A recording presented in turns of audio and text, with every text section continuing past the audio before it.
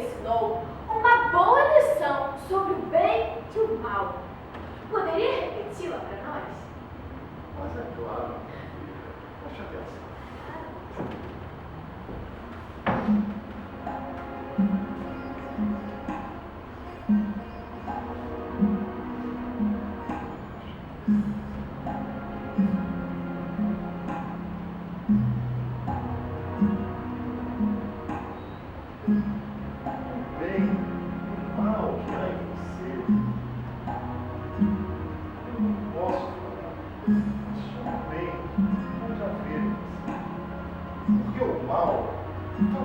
Bem avaliado quando atacado pela sede e a vontade de comer.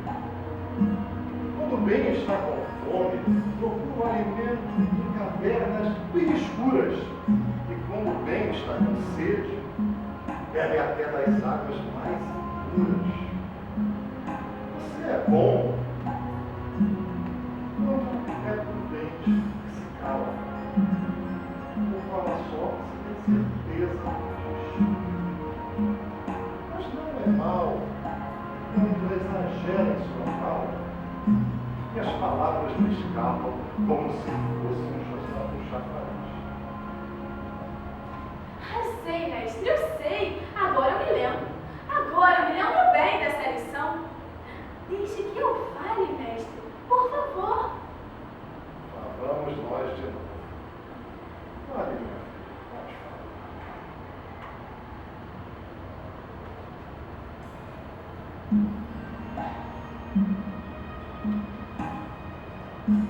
A raiz penetra a terra para sugar seu alimento. Isso é bom, é um processo natural. Beija-flor, invade a flor para tirar o seu sustento. Também é muito bom e bem normal. Você é bom, não é um só consigo mesmo. Quando caminha rumo ao seu objetivo, com firmeza, equilíbrio e retidão. Mas não é mal se cambaleia sem motivo, tal qual Bob cansado a legião. Porque o manco é melhor a paisagem da estrada, quando anda com cuidado e lentidão. Quem é forte e ligeiro, um dia manca em sua jornada, o que exige refletir com atenção.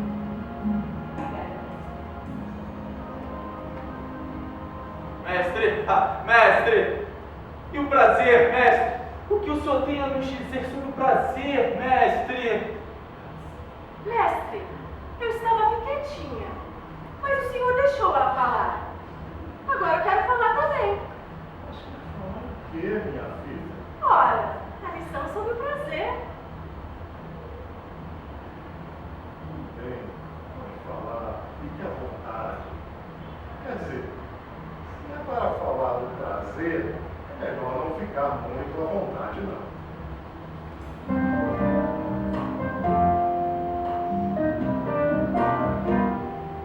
O prazer é uma canção de liberdade, mas não é a liberdade a lhe servir.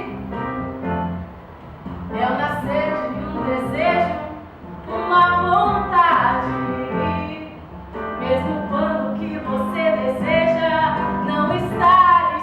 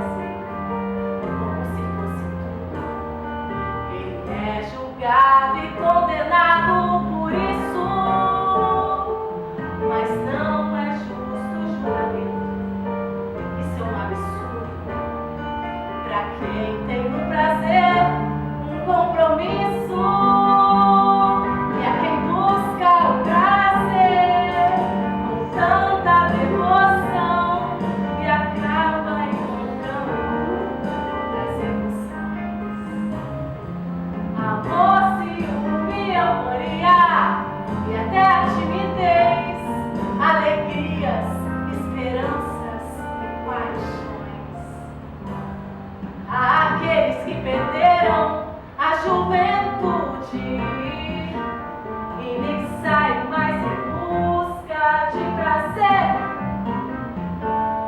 E aqueles tão mais velhos que nem lembram, mas um dia também já sentiram todo o corpo estremecer.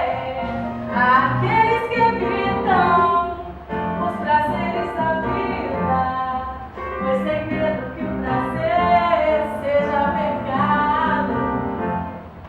Mas seu medo de fato é a moral reprimida na eterna luta entre o certo e o errado.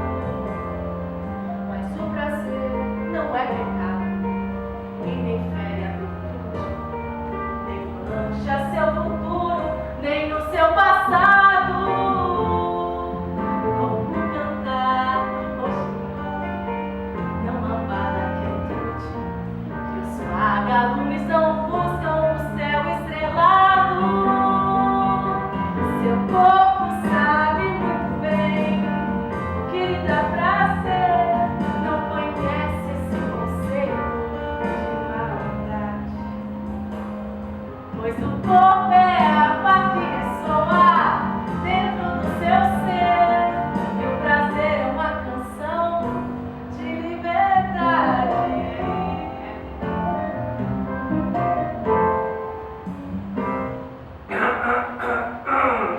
Mestre, mas que pouca vergonha. O dia já está terminando e a noite se aproxima. Eu, como todos os outros, não desejo que o senhor vá embora assim tão depressa, querido mestre. Mas eu me preocupo com a sua segurança. Se o senhor tem mesmo que partir, então que seja antes do crepúsculo. Mas, porém, mestre, querido, não embarque em seu navio sem nos presentear com a última lição, algo sobre o qual o Senhor ainda não nos ensinou.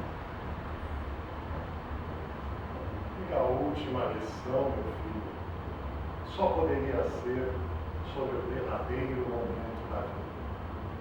Vou falar-lhes sobre a morte.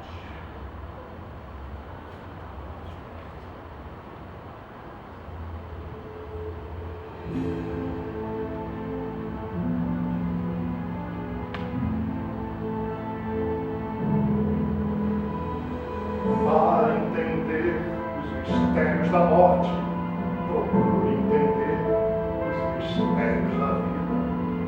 Pois a vida acaba na morte, assim como o rio acaba no mar. Num desejo fugaz, ou num sonho mais breve, você vai encontrar os segredos do além, como a semente que dorme feliz sob o manto da neve, sonhando e esperando a primavera que vem. Confie em seus sonhos e na sua sorte, pois neles se encontra sua eternidade. E não tenha medo da sua morte, pois nela se encontra sua perenidade. Morrer é fundir-se ao sol, é livrar-se do corpo, é curar toda dor, é romper os limites, é só bem no alto de uma colina que se pode sentir-se de fato elevado, e é subir ao céu para além da neblina que se vai descobrir como é bom ser amado. Bendito seja este dia e seu espírito Meu povo, o vento me manda deixar. Sou menos apressado que o vento, mas eu tenho que partir. Breves foram as palavras que lhes proferi, e breves foram os dias que estive a vosso lado. Mas se um dia a minha voz silenciar-se em seus ouvidos e o meu amor desaparecer de sua memória, eu vou voltar. E com o coração ainda mais tempo e com os lábios ainda mais sinceros, eu lhes falarei novamente. Saibam, portanto, que quando o meu silêncio chegar, eu vou voltar. Uma névoa que se afasta de madrugada, subindo ao céu, só para se juntar a uma nuvem, pois ela sempre volta com a chuva. Mas, mestre, o senhor só comeu frutas entre as colinas, enquanto nós queríamos sentados à nossa mesa. E o senhor dormiu na porta do templo, enquanto nós queríamos ter lhe dado abrigo. Ora, bastou a atenção amorosa deste povo para tornar as frutas doces em minha boca e cingir meu sono com visões. A verdade é que vocês dão muito e nem sabem que dão tanto. E eu lhes abençoo por isso. Porque a bondade que contempla a si mesma em um espelho transforma-se em pedra. E a boa ação, que chama a si mesma por nomes elogiosos, torna-se a causa de uma maldição. Mestre, perdoe-me, querido mestre. Longe de mim querer mandar o senhor ir embora assim tão depressa, mas eu já estou ficando com pena do capitão e da tripulação do seu navio que estão desde cedo à sua espera em alto mar. Paciente, muito paciente é o capitão do meu navio. O vento sopra e as velas se inquietam. Até o leme implora por uma direção.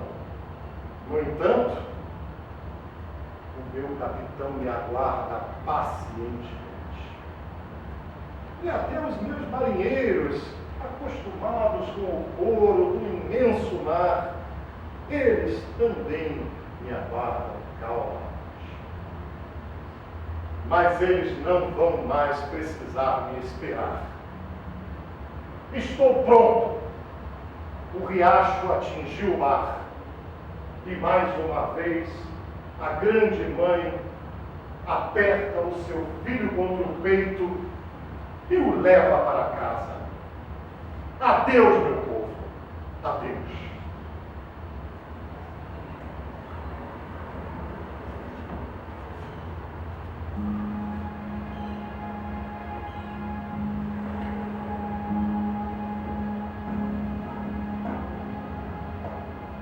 Este dia memorável se acabou. E o tempo não podemos estender. Muita coisa neste dia se falou. E as palavras não podemos esquecer. Mas eu vou voltar a esta terra um dia. E outro corpo. Mas eu hei de voltar. Um breve instante de prazer e alegria. E outra mulher vai de novo me gerar. Pois esta terra agora é minha. Adeus, adeus. Eu preciso regressar. Adeus, adeus. Amanhã que se avizinha. Adeus, adeus. Meu regresso há de guiar. Eu só quero viver amor.